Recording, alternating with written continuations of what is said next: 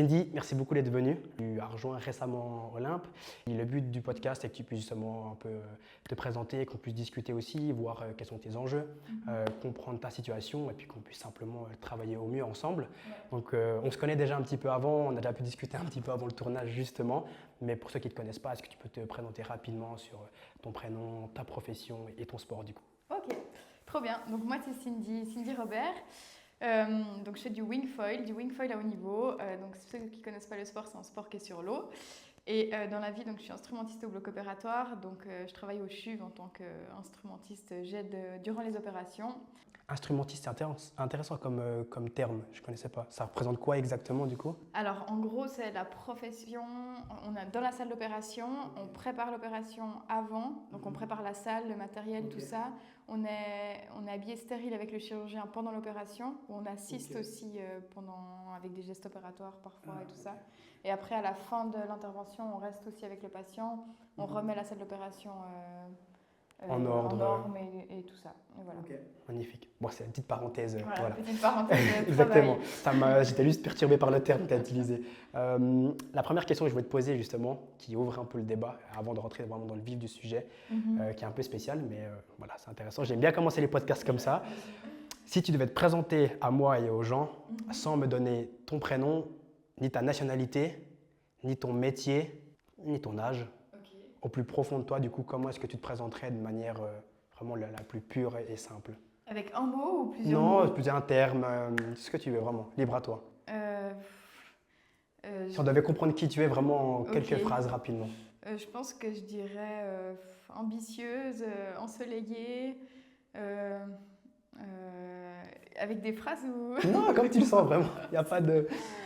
un peu comme un oiseau qui vole en dessus de l'eau. Ok, donc toujours en lien avec ton sport, c'est intéressant. En lien avec mon sport et avec ma personnalité aussi qui est plutôt positive et plein d'ambition et beaucoup de challenge en général. Magnifique. Ouais, c'est la petite question que j'ai bien posée juste pour cerner un peu la personne au début. Et du coup, voilà. Et juste avant qu'on commence, pour que les gens ils comprennent bien, du coup, est-ce qu'on peut juste revoir ce que c'est le wing foil, enfin juste avec le matériel et parce que c'est vrai que des fois on compare avec le kitesurf, etc. Et c'est arrivé, ça nous a apporté quelques informations. Oui, donc du coup, le wing foil, c'est un sport qui a commencé en 2019, donc c'est assez récent. Ça consiste donc à voler sur l'eau avec un foil. Donc ce qu'il faut comme matériel, c'est une aile, donc une aile gonflable qu'on tient avec la force des bras en dessus de la tête, une planche qui peut être de taille plus ou moins semblable à notre poids, et un foil. Donc un foil, c'est composé de plusieurs éléments, un mât et un avion. Qui est sous l'eau et en fait avec la puissance du vent qui va rentrer dans l'aile, ça va nous faire avancer et après il faut décoller la planche et puis c'est grâce au foil qu'on va pouvoir avancer et voler sur l'eau. Donc le foil, donc c'est vraiment la planche avec le mât comme tu disais en bas et l'avion qui est dans l'eau. Le foil c'est vraiment les éléments qu'il y a sous la planche, donc dans l'eau, le mât, l'avion, donc l'avion qui est composé d'une aile avant, un fuselage et une aile arrière. Et qui est rattaché à la planche avec des vis. Et donc ça, c'est l'élément qu'il y a sur l'eau. Et puis après, nous, indépendamment de ça, on choisit une taille d'aile qu'on tient dans les mains. Donc qui est gonflable, tu me disais justement. Qui est gonflable et qu'on choisit en fonction de la puissance du vent et de ce qu'on veut faire comme entraînement. Et voilà. Ok, c'est très bien. C'est vrai que moi-même, j'étais pas tout à fait sûr de bien comprendre toutes les différences entre le wing foil, etc., le kitesurf, etc. C'est vrai que ça reste des sports nautiques un peu semblables, mais nous, on a vraiment la notion du foil qui est accroché à la planche pour voler. Après, il y a aussi le kite foil, mais ça, c'est encore différent. Ok. Et juste comme ça, par curiosité, comment est-ce que tu commences du coup? Tu commences dans l'eau ou tu commences à l'extérieur et tu dois justement marcher avec la voile dans les mains et pump comme sur le... Alors vraiment, on prépare le matériel sur la plage ou sur l'herbe et après on porte la planche avec le foil donc sur le côté. D'un côté on a la planche et le foil et de l'autre côté on a l'aile. Et en fait on doit avancer dans l'eau comme ça. Et une fois qu'on a la profondeur suffisante pour retourner le foil pour pas l'abîmer en fait avec les cailloux qu'il y a au fond de l'eau, on retourne la planche et du moment qu'on a, je dirais 1,50 m de profondeur, on monte sur la planche à genoux. Et après, on se met debout, on tient l'aile et on attend que le vent fasse. Il faut que le vent veuille aussi. D'accord. S'il n'y a pas de vent, on ne décolle jamais. Donc il y a beaucoup de choses à prendre en compte. Ok, c'est intéressant. Très bien.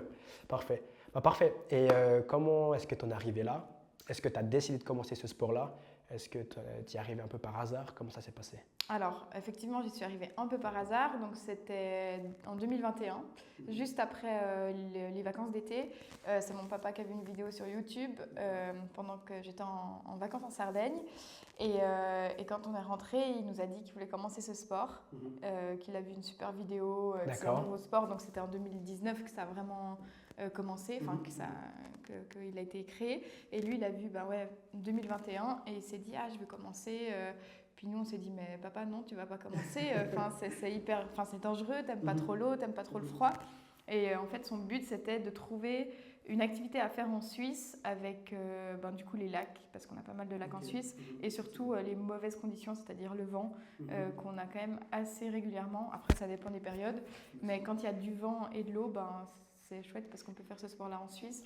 Et c'est pour ça qu'on a commencé. Enfin, c'est comme ça qu'on a commencé. Et on a vraiment commencé les trois avec mon papa, ma maman et moi. D'accord. Puis actuellement, maintenant, du coup, tu es 8e mondial. Voilà. Donc, il y a eu quand même un sacré saut dans les étapes. Mais c'est trop bien. Ok. Et puis, juste comme ça, le poids complet du wing et de la voile, tu sais à peu près? La planche, le foil et la wing à porter. Ouais, quand tout ton matériel, on va dire. Lourd. Alors, je dirais que ma planche, elle fait entre 4 et 5 kilos, ça c'est sûr. Et après, le foil, je dirais 2-3 kilos. Et après, la wing, elle est légère, mais elle est très encombrante surtout. Elle peut faire 6 mètres carrés, 5 mètres carrés. Donc, c'est lourd quand le vent... Quand il n'y a pas assez de vent, il faut la porter. Donc, je dirais aussi 2-3 kilos. Donc, on va dire une dizaine de kilos. Une dizaine de kilos, ok. Non, c'était juste pour moi pour me situer. Quand je voyage avec tout le matériel dans les board bags, les board bags, ils arrivent plutôt à 27 kilos. Donc, moi j'imagine, bien sûr. Après, il y a les sacs, etc. Donc, une dizaine de kilos, je pense. Et à ce moment-là, donc, tu faisais déjà du sport? Je faisais déjà du sport. Faut savoir que dans ma vie, j'ai fait, je pense, tous les sports. J'ai fait vraiment plein de sports depuis toute petite. J'ai commencé très jeune par du plongeon. J'adorais l'eau en fait depuis le début, donc c'était vraiment chouette, ça me connectait vraiment avec l'eau. Après, j'ai arrêté aussi assez jeune parce que justement on arrivait à 3 entraînements par semaine et avec l'école ça faisait compliqué de faire plusieurs sports en même temps et surtout qu'ils voulaient que ça devienne vraiment en compétition à fond. Et mes parents ils étaient plutôt pas hyper chaud à me faire 5 entraînements par semaine ou comme ça à cet âge-là. Donc j'ai fait du plongeon, j'ai fait du volley, j'ai fait du foot, j'ai fait de la gymnastique, j'ai fait de l'escrime, j'ai fait beaucoup de choses. Alors pas au niveau mondial, enfin pas à ton niveau actuel, pas des niveaux de fou, mais voilà. Ok.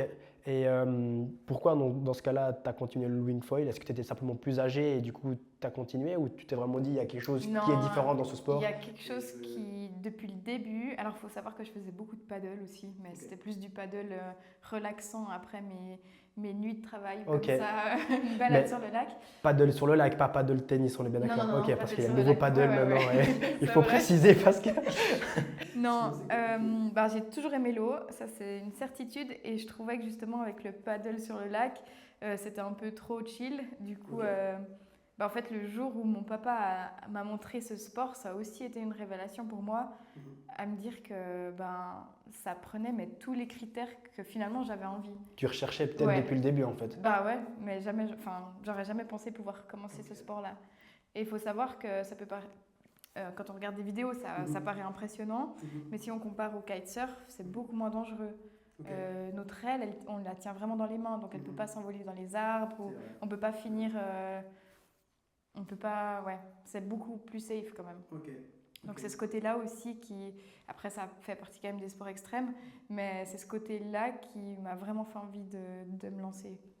Et quand tu parlais des critères, justement, que ça remplissait tous les critères, tu pourrais nous donner quelques-uns? Lac, le vent, la liberté. La liberté. Il y a une immense... C'est vrai que je pense que... Il y a une grande liberté, et tous ceux qui font ce sport ressentent une liberté assez intense, surtout quand on vole sur l'eau.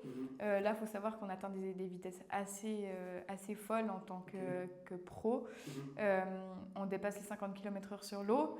en sachant que c'est que grâce au vent, c'est quand même assez, c'est vraiment des sensations très intenses. Ok.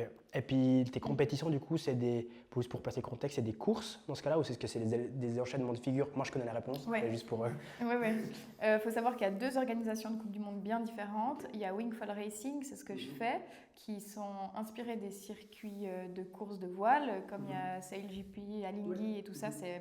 Maintenant, on fait les mêmes courses quasi, avec les mêmes bouées, enfin les mêmes emplacements et tout ça. Et l'autre organisation mondiale, c'est GWA, et eux, ils font plutôt du freestyle. Faut savoir que maintenant, avec l'évolution du sport, le matériel est totalement différent. Donc on peut très difficilement faire les deux, ou alors il faut le budget x2, mais c'est plus du tout le même matériel, que ce soit en termes de planche, foil ou l'aile.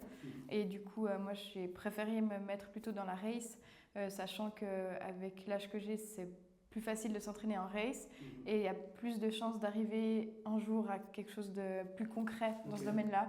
Et aussi avec les conditions qu'on a en Suisse, c'est plus facile de s'entraîner avec du vent faible, dans des conditions de vitesse plutôt que faire du freestyle. Il faut beaucoup de vent très fort et ici c'est un peu plus délicat. Avec les vagues et tout ça, on n'a pas non plus énormément de vagues pour faire. Donc voilà. Ouais. Et tu t'entraînes où principalement du coup pour avoir toutes ces conditions? Principalement maintenant j'habite à Estavayer, donc de l'autre côté du lac. Je m'entraîne principalement à Estavayer, à 10 minutes de chez moi. Par contre, je m'entraîne vraiment partout. Ça veut dire que je vais autant à Morat, à Saint-Blaise, à Neuchâtel, à Concise, à Yvonand. Enfin, je peux vraiment être partout. Mais je dirais que mes 2 home spots, c'est Port-Alban et Estavayer en Suisse. Et sinon, beaucoup dans le sud de la France, à l'Almanach, qui est un des spots les plus connus en France parce qu'on a beaucoup de bonnes conditions là-bas. Et beaucoup de bons riders. Tu prends comment tu préfères t'entraîner toute seule chez toi plutôt pour avoir de la place, pour avoir ton environnement, ou tu préfères aller te confronter un peu aux gens en France exactement où il y a plein de gens et puis qu'est-ce que tu... J'aime bien les deux, mais je préfère quand même aller dans la mer. Je préfère quand même aller dans la mer. Après, là, on commence à être une bonne équipe aussi en Suisse, à vouloir faire un peu de la race. Alors, les autres ne peuvent pas venir en compétition parce que c'est quand même des sacrés sacrifices en termes de temps, d'engagement et tout ça. Mais le niveau est en train de monter en Suisse et du coup, c'est chouette de pouvoir s'entraîner aussi en Suisse dans des bonnes conditions avec des bonnes personnes. Et puis, est-ce que pour ce sport, tu penses qu'il y a déjà une sorte de cadre qui est gentiment mis en place? Je ne parle pas d'une fédération, mais d'une structure ou des entraînements, ou est-ce que c'est vraiment chacun un peu pour soi? Et puis, comment est-ce que vous évoluez là-dedans? Non, il faut savoir que par exemple, les Français, ils ont une équipe de France depuis, sauf erreur, 2 ans, si ce n'est pas plus. Tous les autres pays d'Europe, l'Italie, tout ça, ils ont aussi le Wingfoil qui est intégré dans la fédération de voile. En Suisse, ça devrait venir prochainement, mais c'est un peu plus de peine. Ce qui va changer beaucoup, c'est l'intégration du Wingfoil aux Jeux Olympiques. D'accord. Pas tout de suite, mais on en parle d'ici quelques années. Et l'organisation donc, de Wingfoil Racing en parle aussi, nous en parle aussi, donc ça serait éventuellement possible. Et ça va changer beaucoup de choses. Mais maintenant, je commence, en tout cas personnellement, par rapport à 2024, je commence à avoir un cadre beaucoup plus structuré pour mes entraînements et tout ça, donc ça commence à être beaucoup mieux. Toujours toute seule quand même ou avec un coach ou avec quelqu'un? Non, maintenant, j'ai rencontré un coach il y a quelques mois dans le sud de la France, qui a été coach d'athlètes qui ont été aux Jeux Olympiques en kite foil. Donc il a quand même toute la structure olympique, il s'y connaît, enfin il est vraiment doué, que ce soit préparation physique, préparation mentale et entraînement sportif. Donc qu'il y ait du vent, pas de vent, on fait toujours quelque chose. Et ce coach, il a aussi une école là-bas dans le sud de la France qui est MF Kite. Et du coup, ils m'ont apporté beaucoup parce qu'il faut savoir que où je vais m'entraîner, c'est un spot, comme j'ai dit, qui est assez connu. Et il y a toujours des zodiacs sur l'eau tous les jours de l'année, donc une dizaine de zodiacs. Donc en fait, c'est très sécurisant d'avoir... je sais qu'il y a un moniteur sur l'eau et c'est très sécurisant pour moi de m'entraîner là-bas, sachant qu'il y a toujours du monde là-bas sur l'eau, alors que des fois ici sur le lac de Neuchâtel, il n'y a pas grand monde. Des zodiacs encore moins. J'imagine bien. Et à quel moment tu t'es vraiment dit, je suis en train de devenir plutôt professionnelle. Est-ce que tu as vu des changements vraiment majeurs ou est-ce que tu t'es simplement plutôt laissé porter par les événements et au final, tu as vu que ça a apporté ou ça s'est passé comment? Alors, ça s'est passé fin 2023. On a été en voyage à l'île Maurice. J'ai fait des photos magnifiques dans l'eau turquoise avec un photographe pro qui faisait aussi ce sport. Et quand je suis rentrée, j'ai une copine qui est aussi un peu dans les médias et tout ça, qui m'a dit « Mais Cindy, avec les photos que tu as fait, il faut que tu fasses un dossier de sponsoring. » Et je me suis dit, au début, je trouvais presque trop gros pour être vrai. Et elle m'a vraiment encouragée. Elle m'a dit, mais je vais t'aider à faire ton dossier de sponsoring. C'était donc le tout premier, on l'a fait le tout premier fin 2023. Et elle m'a dit, c'est parfait, au mois de novembre, on le fait. Comme ça, au mois de décembre, janvier, tu vas te présenter dans les entreprises et tu commences à voir si c'est possible ou pas. Et il faut savoir que mon objectif, c'était de rentrer dans le top 10 mondial féminin. Et en fait, en mettant cet objectif-là et les magnifiques photos, mon dossier a eu pas mal de succès envers toutes les entreprises auxquelles j'ai été me présenter. Ça a demandé un énorme travail sur plusieurs journées avec toutes les personnes qui m'ont accompagnée parce que j'ai aussi pas mal de personnes qui m'ont aidée à faire les tournées des entreprises et tout ça. Et en fait, j'ai récolté quand même pas mal d'argent et ça m'a permis de faire tout le tour en 2024, tout le tour mondial. Et c'est grâce à ça que j'ai pu me classer 8e au classement mondial sur la fin 2024, qui était la finale au Brésil. Et avec l'accumulation de tous les points et mes progrès, j'ai pu avoir ce résultat-là. Donc non, je suis hyper contente. Voilà. Tu m'étonnes. Le début. Ouais. Magnifique. Et puis, quand tu dis justement les entreprises, tu allais les prospecter, dans ce cas-là, c'était justement avec ta famille, justement, ou tu avais quand même déjà 2-3 personnes qui étaient à l'aise dans le domaine? Pour aller se présenter? Ouais, exactement. Non, alors je dirais qu'au début, je suis vraiment allée seule, un peu au hasard, vraiment au hasard, pas forcément très à l'aise. Mais je me suis dit, maintenant j'ai les dossiers, pourquoi pas essayer finalement. Et du coup, j'ai sélectionné un peu des entreprises, surtout vers chez moi. Vraiment, j'allais avec le dossier, me présenter, je demandais si c'était possible de discuter avec la personne responsable.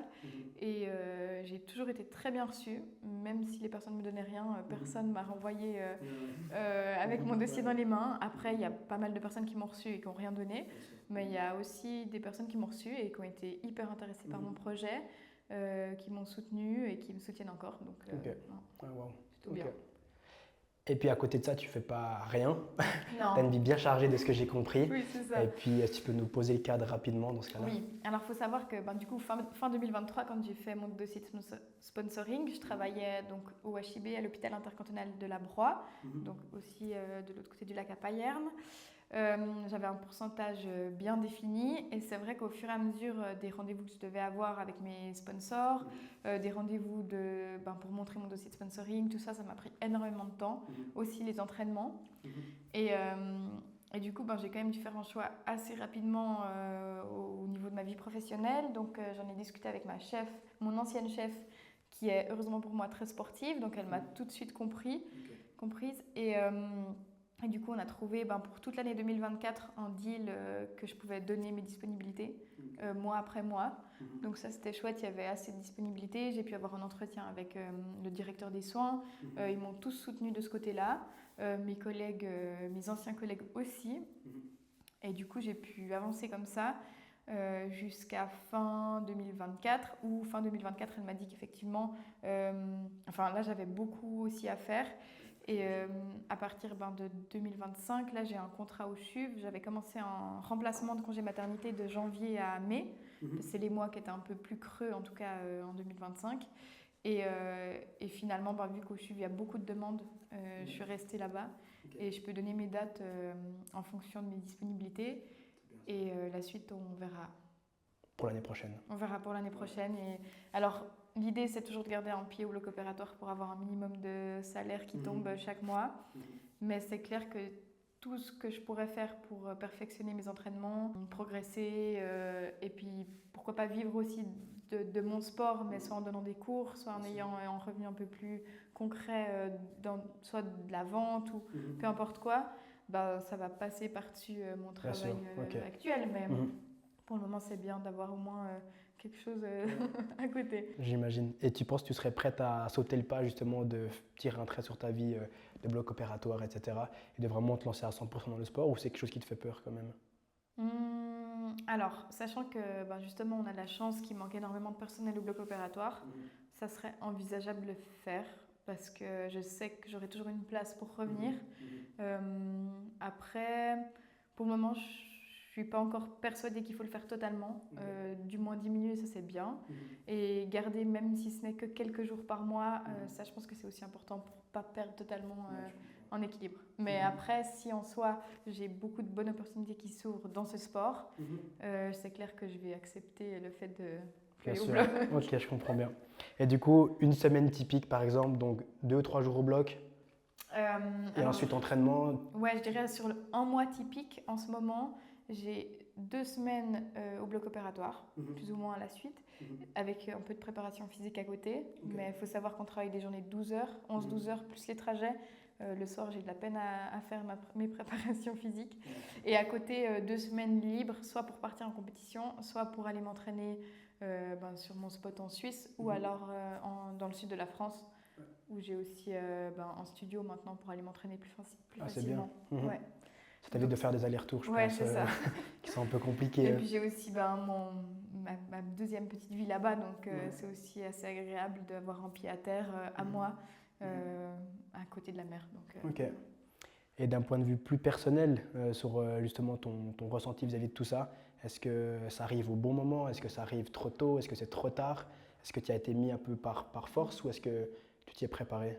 Alors, je suis contente d'avoir déjà mon expérience professionnelle avant d'avoir commencé le sport, ce qui m'a permis d'avoir une indépendance assez vite par rapport aux choix que je voulais faire sportivement. C'est-à-dire que j'avais mon diplôme depuis quelques années, donc j'ai pas eu de problème d'études par rapport aux jeunes qui ont 16, 18, voire 20 ans, où finalement ils peuvent pas aller aux compétitions parce qu'ils ont des examens. Après, j'aimerais être un peu plus jeune pour être un peu plus au début de ma carrière. Mais je pense que si ça s'était fait plus tôt, j'aurais certainement pas eu le courage de prendre les décisions que j'ai dû prendre là maintenant. Et faire ces voyages aussi. Il faut savoir que je suis partie 2 fois en Chine, là au mois d'août, et aussi l'année passée. C'est quand même des voyages que je fais seule. Et c'est vrai qu'à 18-20 ans, partir seule dans le monde entier, avec 50 kilos de bagages à porter, je ne sais pas si j'aurais osé le faire. Donc je suis contente que ça arrive maintenant. Et l'idée, c'est que je dirais cette carrière sportive m'ouvre d'autres portes par la suite de ma vie. Donc finalement, c'est chouette. T'en profites encore vraiment de ton sport? Tu me parlais de liberté avant, etc., de sensations. Ou est-ce que maintenant, tu es plus tombé dans une démarche de, vu que tu as fait des bons résultats, c'est plus de la performance, c'est plus justement viser une carrière, etc., où tu passes toujours autant de plaisir sur ta planche? Alors, je dirais qu'il y a 2 côtés, et c'est peut-être le côté justement où il faudrait un peu une préparation mentale pour remettre un peu justement les choses au clair. Faut savoir que je pense que tous les sportifs, pour progresser, il faut du plaisir. Donc, je suis tombée dans certains entraînements ou certaines journées où je me suis forcée à aller alors que j'avais pas forcément envie parce qu'on est fatigué, parce qu'on a travaillé. Et c'était du coup pas forcément les meilleurs entraînements parce que tu n'es pas content de ce que tu fais sur l'eau. Après, là, je suis vraiment dans une phase où j'aimerais progresser. Donc, c'est pour ça que des fois, je m'oblige à y aller même si j'ai pas envie. Et en même temps, c'est un peu ça d'espérer d'être sportif de haut niveau. On fait pas toujours tout ce qu'on veut. Mais par contre, j'ai quand même plein de sessions où c'est pur plaisir. Encore dernièrement, on a fait une vidéo en Sardaigne, dans de l'eau turquoise, celle que je t'ai montrée. Donc ça, c'est que du plaisir à passer à côté de la caméra, à toute vitesse. Donc non, il y a beaucoup, beaucoup de plaisir encore. Mais c'est vrai qu'il faut savoir trouver un juste milieu ou alors structurer les entraînements. Par exemple, la première heure, c'est entraînement à fond et puis après 20 minutes un peu plus tranquille. Mais c'est très important d'avoir encore du plaisir parce que sinon, je pense que ça perd un peu son sens. Bien sûr. Et c'est justement souvent le cas. Parfois, on arrive dans une démarche où les entraîneurs nous poussent beaucoup, le cadre, on a des responsabilités, des partenariats, etc. Et donc, on fait des compétitions. C'est vrai que parfois, on profite un peu moins de ce cadre-là. Mais ok. Si tu dois donner la chose la plus dure et la chose la plus agréable, du coup, dans ce parcours-là que tu vis maintenant, actuellement, tu arriveras à me citer quelque chose? Je dirais que la chose la plus agréable, c'est de de se prouver soi-même qu'on est capable de faire les choses et que finalement, j'ai commencé vraiment de rien. Hein. Je suis une des seules en compétition qui n'avait pas de bagage de voile avant. J'ai pas commencé la voile quand j'étais petite. J'ai commencé la voile il y a quelques années. J'ai dû reprendre un peu toutes les bases que je connaissais pas. À passer 20 ans, donc c'est quand même pas la même chose que celles qui naissent et qui vont directement sur la planche, sur les planches. Ouais. Donc déjà ça. Et puis je dirais la chose qui est difficile, c'est la remise en question permanente. Est-ce qu'on est capable pourquoi nous est-ce qu'on a le droit de se permettre d'aller toquer aux portes, demander de l'argent la confiance en soi, elle n'est pas forcément là tous les jours non plus. On se remet beaucoup en question, le regard des autres aussi. Les autres, ils voient sur les réseaux sociaux qu'on est tout le temps en train de voyager, qu'on est sur l'eau, qu'on vit notre meilleure vie. Mais en fait, il y a plein d'autres aspects qui sont cachés, qu'on ne montre pas forcément parce qu'on ne va pas montrer non plus tout, qui sont très difficiles aussi. Ou alors que les manches, par exemple, pendant une compétition où on n'est pas du tout content. Alors oui, on va peut-être dire qu'on n'est pas content, mais en fait, il y a un espèce de sentiment de mal-être parce qu'on a fait quelque chose qu'on n'a pas, de pas bien, et du coup on est déçu et donc il y a quand même pas mal d'aspects à gérer, quoi. J'imagine. Et d'un point de vue du coup personnel, avec ta vie privée ou comme ça, est-ce que en dehors du blog, des compétitions, des vidéos, des voyages, etc., des compétitions, est-ce que tu arrives encore à trouver du temps pour toi? J'ai quand même dû faire des choix pour me recentrer clairement dans ma vie professionnelle parce que j'étais obligée d'avoir un peu d'argent et dans ma vie sportive. J'ai beaucoup moins de temps qu'avant pour mes amis, pour du temps libre. Mais par contre, oui, je pense que j'ai quand même toujours un peu... Quand on veut vraiment trouver du temps, on arrive. Et si ce n'est que pour faire du sport, le temps, ça se trouve. Donc, c'est juste que ça demande une grande organisation. De dire, est-ce que là, on part plutôt une semaine? Est-ce qu'on part 10 jours? Mais tout est une histoire d'organisation. Mais quand c'est bien organisé, ça peut jouer. Et quand tu parlais justement un peu de sacrifice un peu avant qu'on ne voit pas forcément, comment est-ce que tu deals avec ça? Qu'est-ce que tu te dis peut-être parfois dans les moments compliqués? Non, c'est vrai que quand on a tendance à remettre un peu aux questions... Alors, j'ai de la chance de m'entendre super bien donc avec la fille Laurie, qui m'a lancé un peu, qui m'a motivée en tout cas fin 2023 à faire mon dossier de sponsoring. On s'écrit très régulièrement. Et aussi une autre athlète de haut niveau, Anaïs, on s'écrit aussi depuis presque une année. Dès que j'ai quelque chose qui ne va pas ou quelque chose qui va bien, je sais que je peux leur écrire. Et elles sont toujours à me motiver et à me redonner un peu confiance en moi. Donc, je dirais que quand il y a quelque chose qui ne va pas, il ne faut pas trop se renfermer sur soi-même et le dire à personne. Parce que c'est comme ça qu'après, on va sombrer un peu dans le noir. Mais plutôt oser en parler, si ce n'est qu'à nos proches ou à nos parents, ou peu importe. Ou alors en parler, pendant le sport. Mais surtout ne pas se laisser avoir par des mauvaises pensées ou quelque chose qu'on a mal fait ou en échec. De toute façon, on aura des échecs, ça je l'ai appris. Et on est obligé de vivre avec. Et le but, c'est d'être toujours sa meilleure version de soi-même. Et si tu devais recommencer depuis le départ à maintenant, avec l'expérience que tu as, justement, ces moments de down, ces moments de haut, je pourrais changer les que dates, tu pourrais... pas forcément les dates, mais comment est-ce que tu ferais les choses différemment, ou est-ce que tu estimes que c'est le parcours normal de tout athlète de passer par ce genre de choses? Alors, la seule chose que je regrette, c'est d'avoir connu, je dirais, le sport 2 ans plus tard. Mais en soi, je pense pas que je ferais grand-chose différemment. Je pense que je referais... Alors, j'ai mis du temps aussi à un peu lancer le... Au début, je regardais, je dirais qu'en 2024, sur les compétitions, j'avais l'argent pour me rendre sur les compétitions et les entraînements à côté n'étaient pas structurés parce qu'il n'y avait pas le budget d'un coach, il n'y avait pas la connaissance, il n'y avait pas la possibilité d'aller s'entraîner ailleurs. Donc, j'ai regardé de loin un peu mon parcours sans être forcément l'actrice de la personne vraiment que je voulais et puis je dirais du niveau que je voulais avoir et que je voulais montrer. Je dirais que je me réveille là vraiment en 2025 et c'est pas facile parce que les autres du coup se sont déjà bien réveillés. Et là il faut rattraper tout ce que je dois rattraper. Et je pense que c'est pas impossible parce que justement je suis accompagnée de beaucoup de personnes qui m'aident aussi. Mais c'est un travail de tous les jours. Ouais, j'imagine bien. Et si tu pouvais donner un conseil à la personne, donc ta version de toi, mais au moment où tu as commencé, quel conseil tu aurais à lui donner, tu sais? Tu peux réfléchir, hein.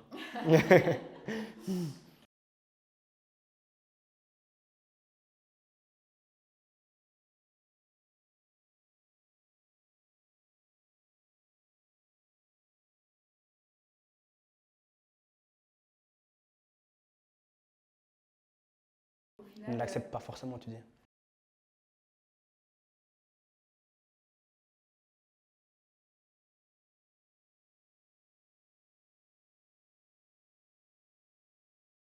Intéressant, magnifique. Et là, on a parlé un peu de blessures plutôt psychologiques ou comme ça. Et puis, est-ce que d'un point de vue blessure physique, tu as eu aussi des accidents sur l'eau? Comme tu disais avant, pas vous roulez, mais vous volez? Vous surfez, comme on dit? On vole. Vous volez très vite, etc. Tu as eu 2, 3 accidents comme ça ou bien? Non, alors j'ai de la chance, j'ai jamais eu d'accident grave. Il y en a parfois pendant les compétitions qui se rentrent dedans. Ok. Une fois, on s'est rentré dedans au Maroc. C'était pas pendant la course et en plus, heureusement, c'était pas très fort, mais ça fait quand même bizarre d'éjecter dans l'eau. Mais j'ai pas eu de blessure grave. Peut-être que ça a été aussi un peu un frein dans ma progression, le fait de vouloir assurer toujours le niveau. Au bout d'un moment, il aurait peut-être fallu se dire, ok, maintenant, notamment pour la vitesse, les hommes et les jeunes personnes en général n'ont pas peur de la vitesse et ils y vont quitte à tomber à 60 km/h.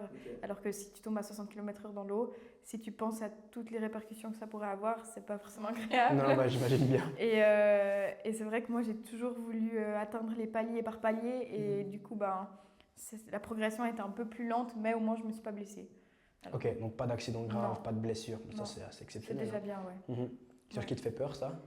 Les blessures, alors maintenant pas, parce que maintenant je sais exactement ce que je dois travailler. Et ce qui me fait peur, c'est quand il y a beaucoup de personnes sur l'eau, mais ça c'est différent quoi. Parce que quand vous entraînez, il n'y a pas de code de la route de l'eau ou bien? Alors sur Si. Ah, quand même? Oui, oui. Ok. Tu pourrais nous expliquer rapidement un peu. Non, il n'y a pas de feu rouge, il n'y a pas de Ouais. feu Ça tombe vert, bien. tout ça. Mais il y a des priorités. Mais en fait, les priorités, c'est les mêmes qu'en navigation en bateau, à voile ou en bateau tout court. C'est-à-dire qu'il y a tribord, bâbord. C'est en fonction du sens dans lequel on va par rapport au vent. Les tribords sont prioritaires sur les bâbords. Et c'est toutes des priorités comme ça. Après, quelqu'un de débutant, il va peut-être pas forcément savoir. Donc on va faire attention quand même. On va prendre nos Mais précautions. non, il y a quand même des règles de priorité et en général, c'est quand même assez bien respecté. Mais c'est clair que sur les spots connus le week-end, on commence à être de plus en plus. Et ça serait dommage d'avoir un accident, surtout qu'avec les foils qu'on utilise maintenant nous en tant que pros, ils sont très pointus, tranchants, coupants. Faudrait pas le recevoir, faudrait pas le recevoir sur soi, quoi. Ouais. D'un point de vue, si tu dois te projeter d'ici 3 à 5 ans, imaginons, toujours dans le sport justement, qu'est-ce que tu souhaiterais atteindre ou quelle situation tu aimerais vivre? Alors, 3 à 5 ans, oh là là. C'est très loin, hein. C'est vrai que c'est pas facile. Tu peux faire à 1 an ou 2 ans, peu importe, mais Ouais. je dis pas l'objectif final, mais un bon point de check-up dans ton évolution sportive. Par rapport à cette année-là et l'année 2026, j'ai beaucoup progressé cette année, surtout 2025. J'aimerais continuer cette progression accélérée, on va dire. C'est pour ça que j'ai pris aussi plus de temps. Là, je vais aller m'entraîner 2 semaines dès la semaine prochaine. J'aimerais vraiment continuer cette progression pour atteindre un certain niveau, pour en compétition être plus à l'aise que maintenant, pouvoir vraiment combattre avec les meilleurs mondiales. Là, des fois, je suis un peu en retrait quand même, ça dépend des compétitions. Mais j'aimerais vraiment atteindre ce niveau. Et alors, ça serait un peu trop objectif à dire que j'aimerais être championne du monde et après arrêter. Mais si on prend la réalité des choses, j'aimerais vraiment atteindre ce niveau. Et je dirais aller au bout de mes limites niveau performance et pouvoir aller jusqu'au bout des choses. Et une fois que j'aurai fait ça, pourquoi pas avoir d'autres opportunités qui s'ouvrent par rapport au sport, que ce soit je sais pas, représentante d'une marque mais quelque chose d'un peu plus concret qui me permettrait d'en vivre un petit peu aussi, ou alors ambassadrice, bon ça je le suis déjà, mais Pourquoi pas d'avoir de nouvelles opportunités qui s'ouvrent par rapport à ça. Ouais. Bah, tu as quand même vraiment envie de pouvoir performer à titre personnel vraiment dans ce sport-là. J'aimerais bien me dire que ça a été dur, mais j'y suis arrivée. Parce que pour le moment, c'est dur, mais j'y suis pas encore vraiment arrivée. Alors, j'ai atteint j'ai atteint mon top 10, j'ai atteint beaucoup de choses, mais j'aimerais encore. Donc, c'est pas fini. Et c'est un monde dans lequel tu te plais? C'est quoi comme type de personnes que tu rencontres? Justement, il y a beaucoup de compétitions, beaucoup de comparaisons. Est-ce que c'est quand même un sport qui est assez récent donc... Non, alors je dois dire qu'en tant que seule Suisse, sur le tour en général, de temps en temps il y a d'autres Suisses, mais en général je suis la seule Suisse. Je me sens très bien intégrée au tour mondial, du moins d'un point de vue personnel, pas forcément sportivement, mais d'un point de vue personnel. J'ai fait la connaissance de beaucoup de personnes du monde entier, du coup, que ce soit autant des Chinoises, des Thaïlandais, des Européens, enfin vraiment des Américains, toutes les nationalités. Et je trouve que c'est vraiment hyper enrichissant de pouvoir rencontrer autant de nationalités différentes. J'ai l'impression de m'entendre bien avec tout le monde. Et rien que d'un point de vue personnel, c'est hyper enrichissant de pouvoir vivre ça. Et dernière petite question un peu sur l'aspect du sport vraiment, après on pourra parler d'autre chose. Tu penses qu'il faut certaines prédispositions pour pouvoir faire ton sport? Prédisposition physique? Ouais, physique ou mentale ou comme ça. Je peux formuler ma question différemment, pardon.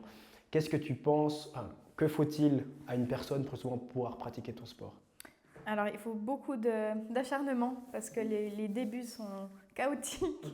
Non, les débuts sont très très difficiles. Je pense qu'il y a quand même pas mal de personnes qui font ce sport qui vont écouter le podcast, j'espère.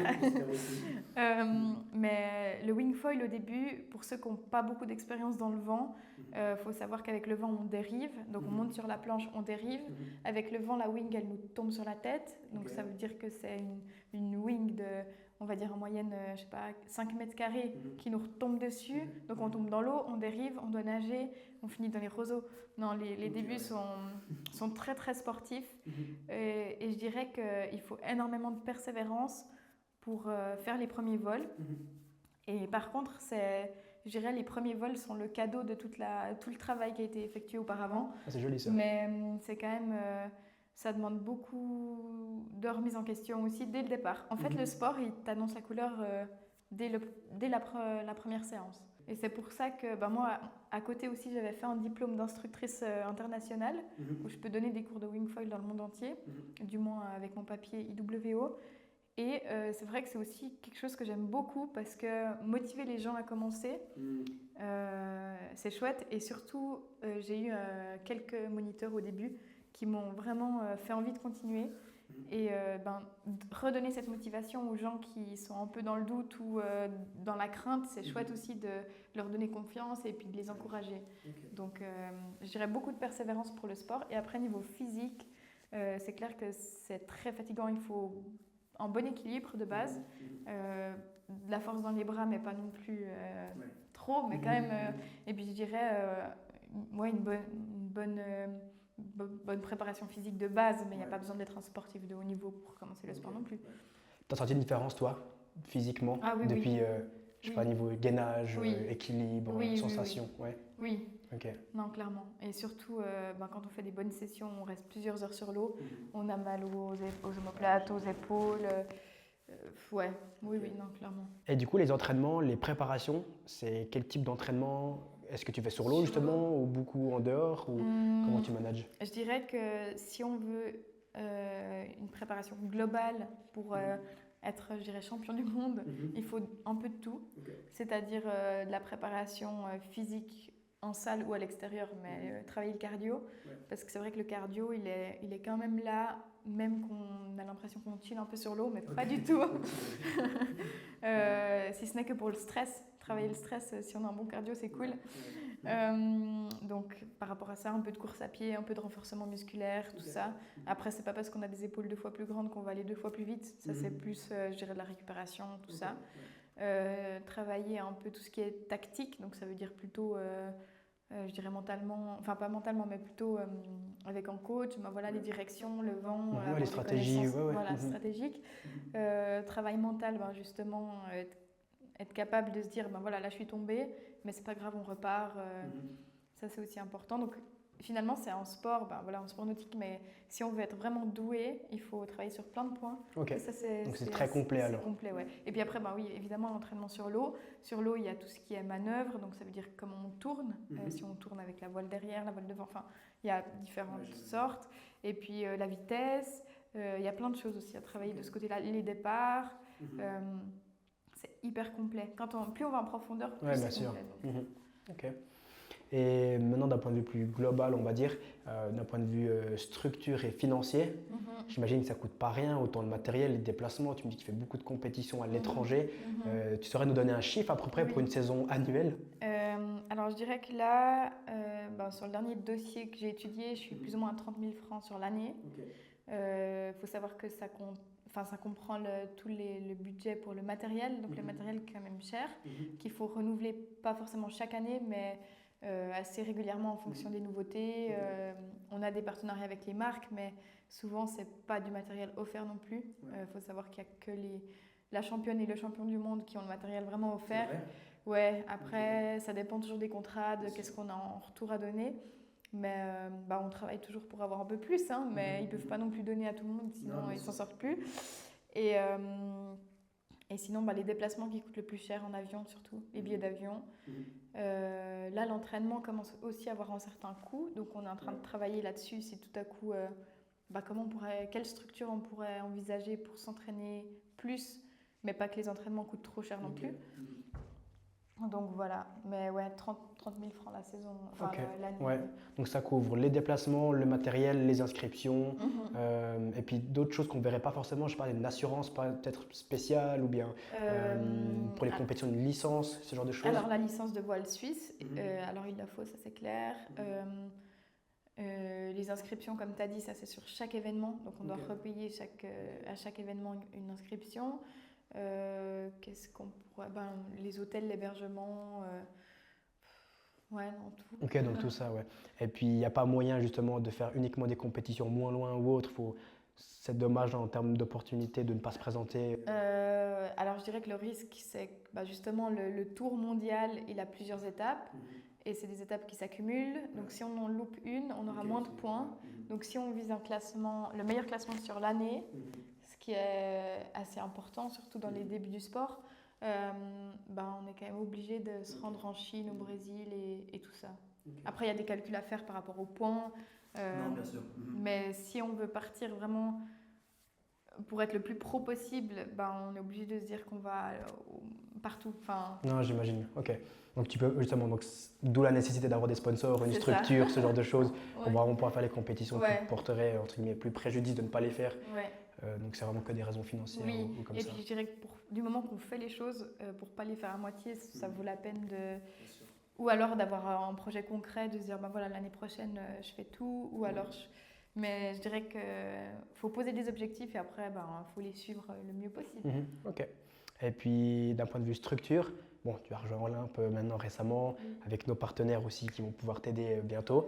Mais avant ça, ou bien de ton côté à toi, est-ce que tu avais déjà des personnes, je sais pas, un physio, un nutritionniste, est-ce que tu avais déjà des gens qui pouvaient t'aider à ce niveau-là ou bien... Non, je dois dire que pas tellement. J'avais, alors nutritionniste pas, physio non plus. Alors j'ai toujours un peu des connaissances qui pourraient m'aider, mais j'avais rien de concret par rapport à ça. C'est quelque chose que tu aurais besoin? Ouais. Ok. Clairement. Je t'emmène un peu sur la piste avec les questions, mais non, mais voilà. Ok. Et puis vu que tu m'as dit à moi, il n'y avait pas de fédération du sport, donc je me suis demandé s'il y avait quand même un cadre, un minimum. Parce que tu vois, tu me dis 8e mondial, pour moi ça me paraît déjà extraordinaire. Et c'est vrai que quand on prend la réalité en face et qu'on se dit mais qu'en fait il n'y a pas plus de structure que ça, c'est assez spécial. C'est très dommage parce que la Fédération suisse de voile ont le kitesurf, le kitefoil, pardon, l'IQ foil et vraiment le wing foil, il faut que ça vienne. Je pense qu'il faudrait d'autres athlètes comme moi suisses pour qu'on soit plus fort pour lancer la chose. J'ai eu un entretien téléphonique avec la Fédération suisse de voile, en allemand, anglais, parce qu'évidemment, en Suisse romande, on n'est qu'une petite partie de la Suisse. Ça va venir, mais je pense qu'eux, ils attendent que ça vienne au JO pour lancer. la structure, mais c'est ce qui est très dommage parce que finalement les autres pays auront déjà pris l'avance par rapport à ça. Et si quelqu'un de Swiss Sailing nous entend, faites avancer les choses. Si jamais vous les écoutez, vous savez ce qu'il vous reste à faire. C'est vrai que j'ai énormément de retours, que ce soit au niveau international par rapport à la Fédération suisse de voile, mais pourquoi ils ne veulent pas m'aider? Enfin, ouais, c'est assez impressionnant. Surtout avec les résultats que j'ai, avec, on est quand même là à porter le drapeau, que ce soit au Brésil, en Chine. Mais voilà, c'est trop récent pour eux. C'est un peu contradictoire, comme tu disais, parce que s'ils attendent que vous soyez aux Jeux Olympiques pour pouvoir vous soutenir, mais que vous avez besoin de leur soutien pour y arriver, il y a un calcul qui est mauvais. Mais voilà, après, je suis très contente d'être tombée sur toi, sur Olympe. Et d'un côté, ça me fait me débrouiller seule. Mes sponsors aussi, j'ai d'autres sponsors qui me soutiennent. Et finalement, je vais plus me concentrer sur les personnes qui me soutiennent que ceux qui me soutiennent pas. T'as bien raison. Et c'est clair que j'espère toujours avoir un téléphone ou pouvoir avoir un nouvel entretien avec eux pour avoir un peu d'aide. Si ce n'est que sur les compétitions, maintenant il y a de plus en plus les coachs des pays qui viennent sur les compétitions pour nous soutenir avec un Zodiac, entre les manches qu'on puisse se reposer, se ravitailler. Et c'est vrai que quand tu vois... Faut que ça se fasse. Mais... Ok, parce que toutes les autres équipes, tu disais, ont déjà ce genre de choses. Un Zodiac, un entraîneur, un suivi sur la compétition. Alors je dirais qu'il y a peu de personnes qui sont seules à représenter leur pays, déjà peut-être ça. Mais je dirais l'Italie, la France. La France, ils sont beaucoup, donc évidemment qu'ils ont leur coach, le coach de l'équipe de France qui les accompagne. Mais ça va se mettre en place gentiment. Après, je dis pas que tous les pays ont la fédération qui suit, mais de plus en plus. Ok. Tu trouves qu'il y a certaines injustices du coup? Complète. C'est vrai? Oui. Tu pourrais nous en citer, à part justement ce manque de structure, mais d'autres choses par exemple? Non, c'est vrai que par rapport aux compétitions, par exemple, il faut se dire qu'on part toujours du bord. Et après, on doit se rendre par exemple au départ qui est sur l'eau, qui peut être à 2 km. En vol, ça représente quelques minutes. Et si on n'arrive pas à voler, ça représente beaucoup de minutes. C'est-à-dire que si le vent n'est pas assez fort ou qu'on n'arrive pas à avoir la rafale, pour aller au point de départ, on n'arrivera pas à arriver au point de départ en même temps que les autres, donc on va partir en retard. Et par exemple, ceux qui ont des coachs avec eux, le Zodiac qui vient, il monte dans le Zodiac, donc il ne se fatigue pas déjà à ce moment-là. Le Zodiac donc, pose ces personnes où il y a du vent. Et voilà. Et nous, on galère à côté, on porte le matériel, donc on arrive déjà, on est fatigué. Donc non, il y a clairement une injustice par rapport à ça. Alors c'est ce que je dis, mais ça n'arrive pas tout le temps. C'est pas du tout à chaque compétition, chaque jour qui se passe ça. Mais j'ai quand même déjà vu ça. Après, il y a aussi les bateaux de la compétition qui viennent nous aider si vraiment il y a une galère grave. Mais je pense que mentalement et aussi physiquement, c'est hyper rassurant et beaucoup moins fatigant d'avoir un coach avec un bateau. Entre les manches, on peut aller boire, manger, se poser s'il y a des vagues, il fait froid ou comme ça et quelqu'un nous soutient. Mais après, c'est aussi une super expérience de pouvoir vivre ça un peu seul. Et, avec ses limites, quoi, quand même. Avec des limites qui sont un peu, pas forcément très justes, mais je pense que dans chaque sport, il y a des inconvénients. Ok. Et puis, une question un peu délicate, mais généralement, le sport féminin est moins mis en avant que le sport masculin. Est-ce que c'est le cas aussi dans ce sport-là ou est-ce qu'il y a plus de femmes que d'hommes? Ça se passe comment? Non, alors évidemment qu'il y a plus d'hommes que de femmes. Non, il y a bien plus d'hommes que de femmes. Par contre, au niveau des prize money, maintenant on est à équité égale. Donc par rapport à ça, ils sont justes, vraiment corrects. Et on est en train de promouvoir le sport pour les femmes. Moi aussi, j'encourage vraiment toutes les femmes qui veulent se lancer à se lancer. Et voilà, mais après, c'est clair que c'est un sport qui est physiquement fatigant. C'est normal qu'il y ait cette petite différence pour le moment. Et après, peut-être qu'elle va s'équilibrer un peu plus. Et je me souhaite. Voilà. Ok. Si tu pouvais changer une seule chose dans ton sport? Une seule chose? Une seule chose. Si tu pouvais, justement, quelque chose qui te dérange ou quelque chose que tu aimerais améliorer dans ton sport, de manière générale, ou dans la structure, ou est-ce que tu aurais une idée comme ça? Alors, que ce soit réel ou pas forcément réel? Libre à toi. Non, je dirais que si on pouvait changer une seule chose dans le sport, c'est de pouvoir le pratiquer avec moins de vent. Parce que c'est vrai qu'il y a beaucoup de sessions, maintenant un peu moins, mais où on va sur l'eau, il manque quelques nœuds, enfin quelques kilomètres/heure de vent. Et du coup, c'est très frustrant de passer 2 heures sur l'eau à rien faire. Alors que avec l'évolution du matériel, avec la progression personnelle, on arrivera à toujours mieux. Mais c'est vrai que par rapport au vent, c'est l'élément le naturel frustrant, voilà, le vent. Ok, ouais. Le vent. C'est ça. Ok, ouais, très bien. Magnifique. Et puis, donc, on avait déjà un tout petit peu parlé de ça, etc. Mais ta vision, héritage, etc. Si en une seule phrase ou en quelques mots, tu devais donner enfin, exprimer ce que tu aimerais que les gens pensent de toi ou retiennent de toi dans ton sport ou dans ta manière d'être, etc. Qu'est-ce que tu aimerais que les gens retiennent? Alors, depuis le début, je sais que mon objectif n'est pas forcément d'être la meilleure et je sais que je ne suis pas la meilleure. Donc, ça, par rapport à ça, je ne remets pas du tout en question. Par contre, je pense que je suis quelqu'un qui est assez apprécié pour le fait de discuter volontiers avec les gens sur les spots, que ce soit en mer, sur les lacs. J'ai la discussion assez facile, enfin, je suis assez accessible, je dirais, en général. J'espère aussi être, je dirais, à l'image de quelqu'un qui vit quelque chose d'extraordinaire et si les gens peuvent se référencer un peu à moi ou alors que je donne confiance aux gens par rapport à des choix qu'ils aimeraient faire et qu'ils n'osent pas, se lancer dans différentes choses, que ce soit autant professionnel que personnel. Tant mieux et je pense, en tout cas j'espère avoir toujours une image positive de tout et de la vie en général et si c'est l'image que je peux refléter, on va rester là-dessus, quoi. Ok, magnifique. Je suis plutôt bien ouais, bien sûr. Et puis comme tu disais avant, tu es aussi une des premières femmes ou une des seules femmes à vraiment pratiquer ce sport en Suisse puis avoir atteint un certain niveau. Donc ça peut aussi te permettre d'avoir une certaine légitimité vis-à-vis de ça pour montrer la voie. Et puis est-ce que ça te donne justement encore plus l'envie et l'obligation de faire les choses bien? Je dirais que c'est ce qui m'a motivé davantage à continuer en me disant que j'ai peut-être pas le niveau des 5 meilleures mondiales, mais tant que je représente mon pays, que j'ai du plaisir, que je prends du plaisir à passer dans les compétitions, à voyager, à faire plein de rencontres, tout l'enrichissement personnel à côté des compétitions, je prends. Et je pense que dans le sport, il n'y a pas forcément que le résultat. Le résultat, alors bien sûr que si je pouvais l'avoir, je l'aimerais beaucoup, mais il n'y a pas que ça non plus, il y a énormément de paramètres. La confiance en soi, comment on se sent, il y a vraiment beaucoup de paramètres et je pense qu'ils sont autant importants que le résultat finalement. Okay. Donc voilà. C'est un très beau message de fin. Du coup, tu as un tout petit peu anticipé ma dernière question. C'est un peu le témoignage de fin, comme je te disais avant. Avant de clôturer la vidéo, après je fais encore un mini outro, mais si tu as un petit message à faire passer aux gens, tu peux volontiers t'adresser à la caméra ou aux jeunes qui voudraient commencer, simplement un petit témoignage ou voilà, libre à toi de le faire si tu le souhaites ou pas, et puis de dire ce que tu en penses. Je regarde la caméra du coup. Tu peux le faire avec grand plaisir.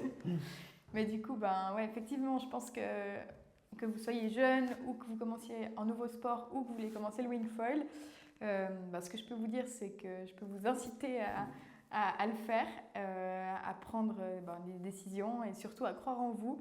Donc, c'est pas toujours facile, mais le plus important, c'est de croire en soi et de continuer son chemin de la meilleure des façons et pas baisser les bras aussi. Donc, voilà. Magnifique. Du coup, je vais pouvoir clôturer cette vidéo.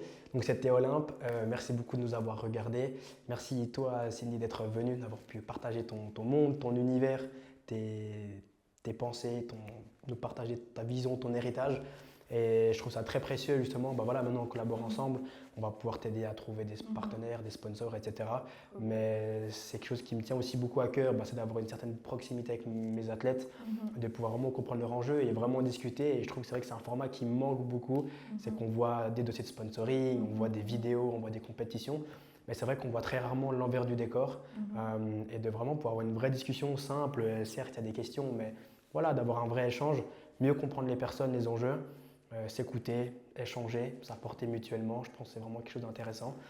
Et donc voilà, c'est pour ce format, avec grand plaisir.